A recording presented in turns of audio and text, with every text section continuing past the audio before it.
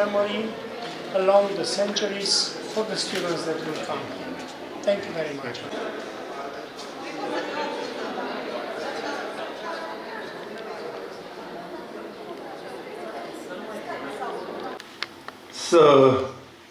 Să se bucure de tot ce e mai bun acolo unde este. Vă mulțumesc.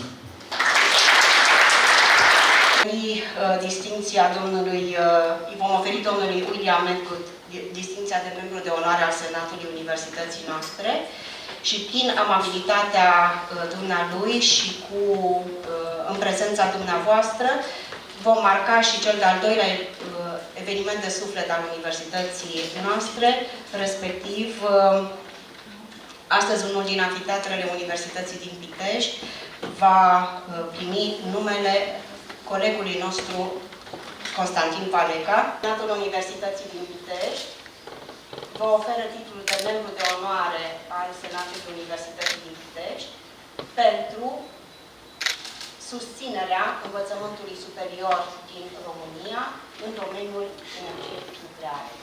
Ivat Crescat Florea. Really an honor. I appreciate this very much, Madam President. I appreciate you and your colleagues and the Rector making this decision. This is an honor that I will treasure, and I look forward to working with you to support education at the university and in Romania in general. So thank you very much for this. The world is at the verge of what promises to be the biggest transition in infrastructure we have ever experienced. If the world really does try to address the threats of climate change, the work to make that happen really should have already started, but really will start in earnest over the next few. The world won't look much like it does today 30 years from now. 30 years ago, it looked a lot like this. 30 years from now, it will be very different. And the students here are going to be the people that will make that difference happen. You're going to be the ones to make this happen. You're going to be the ones that carry out the energy transition. Success will depend on you more than on us. That said, you start with a strong base. And in Romania, you were very fortunate to have someone like Mr. Valenca. He was a tough guy. I think that's probably an understatement.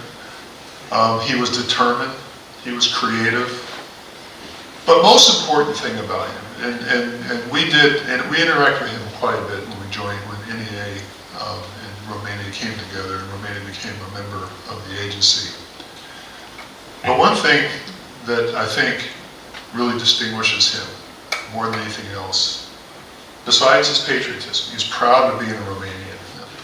But one of the things that you really have to recognize about him is that he was a difference maker. You know, when he was one of those people, and they are a precious few. You know, there's many leaders, there's many great scientists, but there are a few difference makers. The person who walks into the room and things start to happen. He was one of those people. DG Magwood has already spoken about our relationship with him and his interest in just making sure that a relationship was really the basis of all of the great things that have come out of the time we have been spending in Romania in the past few years. And I think that just one thing I want to highlight the importance of that DG Magwood said is that the students who are in the room, and I'm so glad to see so many female students in the room, that you all have a tremendous opportunity. And in a country where I personally know, because I've worked on it for many years, that nuclear power is not only going to benefit your generation and generations to come, your country, your region, and the continent need you, and the impact that you make here will have global effects. Este o inițiativă care, într-un fel sau altul, domnule rector m-a luat pe nepregătite și o inițiativă la care, credeți-mă, nu m-aș fi așteptat, probabil necunoscând toate lucrurile acestea care țin de de camera dumneavoastră, de interiorul dumneavoastră,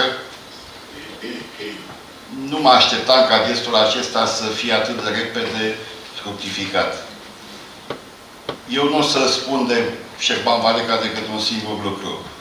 A fost un om deosebit, a fost un om excepțional. Într-un fel sau altul suntem aici cu distinși reprezentanții ai energiei atomice și să știți că CV-ul domnului Valeca l-a impresionat în așa măsură pe fiul meu, încât a absolvit măgurele fizică nucleară. Îmi spunea, zice, vreau să fiu și eu, și am drumat pe undeva pașii, ajutându-l în lucrarea de dizertație pe care a susținut-o la Universitatea din Măgurele. Eu zic că în momente de tipul acesta vin să arate dragostea pe care a avut-o domnul Valeca pentru mediul universitar, pentru tot ce a însemnat mediul academic. Cred că trebuie în fiecare an să căutăm o posibilitate și să ne aducem aminte, să nu rămânem doar cu acest gest excepțional și trecător, și să avem obligația ca toți oamenii care au pus o piatră de temelie la ceea ce a însemnat Universitatea din Pitești, să fie tot timpul în inimile noastre. Dumnezeu să-l ierte, felicitări pentru organizare, să fim sănătoși, să ne întâlnim tot timpul, la momente plăcute sau neplăcute, dacă arată că suntem o cetate vie, că trăim aceste evenimente și că putem merge mai departe.